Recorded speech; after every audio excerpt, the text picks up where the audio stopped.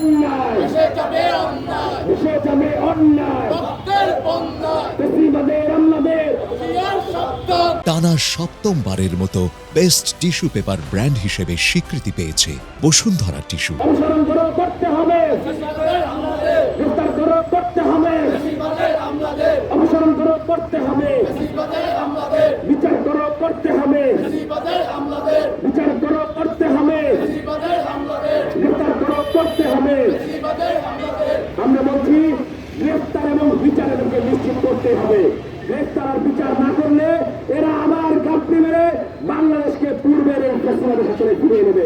আমরা একটি সংক্ষিপ্ত মিছিল দিয়ে আগারগাঁও শেষ করে চলে যাবো ইনশাল্লাহ। আমরা বলে নিচ্ছি আগামী 7